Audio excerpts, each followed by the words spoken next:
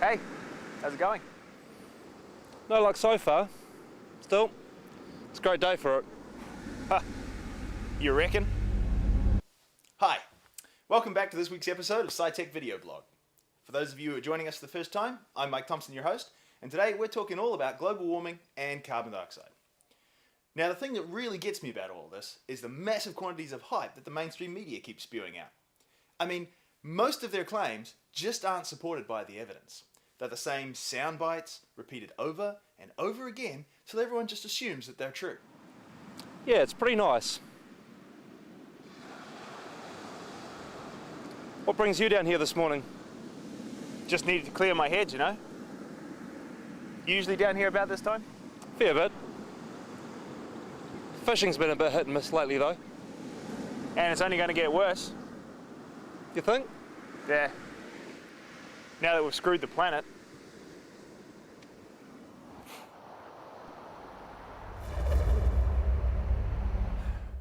Okay, so you've all seen Al Gore's famous hockey stick graph. Wow. I mean, who could deny that atmospheric carbon dioxide and global temperature increases are so closely linked? Except, of course, the problem here is that carbon dioxide actually only contributes about 12% of the global warming effects that we see. That's about this much. So what else is going on? Why aren't we seeing graphs of methane, nitrous oxide, or the other greenhouse gases? Screwed the planet. Looks fine to me. Sun still rises and sets. Plenty of cedar fishing. You blind? Even with all the evidence right in front of you, you still can't see the problem? Sure, I've seen changes. Some small, some big. But overall, nature has a way of finding its own balance. And a bit of change isn't all bad. Not bad. This isn't like the tides going in and out, or part of some natural cycle or something. This is like the tide going in only one direction, permanently. There isn't some cosmic balance that gets magically restored. Once it's broken, and it can't be fixed. So there's 610 billion tons of carbon stored in the trees and plants around the world. And there's 750 billion tons of carbon floating around in the atmosphere. What no one mentions about this, of course, is that the oceans of the world store about 30 times the amount of carbon as the plants and the atmosphere combined. Now that gives you some idea of how big the planet really is. All I'm saying is the world's a big place and there's lots of it. More than enough to go around. Sure, a big storm might come through every now and then, or a flood might wipe out a forest, but things generally settle down. Go back 10 years later and you'll never know the difference. Well, it's not that big anymore. Maybe a few hundred years ago, it could still take anything we threw at it. But everything has a breaking point. A point where the damage just doesn't get soaked up anymore. Beach looks fine to me. Sea's still the same colour, sky's still up there. Where's all this damage we've done? Been paying attention to the weather lately?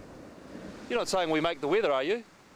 You're starting to sound like one of those people on TV. Starting to. I used to be one of those guys. And what's the big punchline about all this carbon dioxide? Well, over the last 200 years, there's been a 30% increase in global CO2 levels, but only a 0.6 degree rise in average global temperature. Now, remember how there's less carbon stored in all the plants of the world than there is in the atmosphere already? That means if we were to burn all the trees and plants in the world, the atmospheric CO2 wouldn't even double. And that's a rise of about 1.8 degrees. Now, when you consider that without any greenhouse gases at all, the Earth would be 30 degrees cooler, 2 degrees just isn't going to make any difference. Not like anything I did would have made a difference. I'm just one guy. I didn't even own a car. You could have made a difference. I could have made a difference. If everyone had changed, even a little bit, it would have made a huge difference. We all got caught up arguing about the numbers. Now it's too late to save what's gone. We're not even trying to save what's left. We're still here, aren't we? I reckon as long as you can look after yourself, got a roof over your head, we're all set. Set? How can you possibly say that after everything that's happened?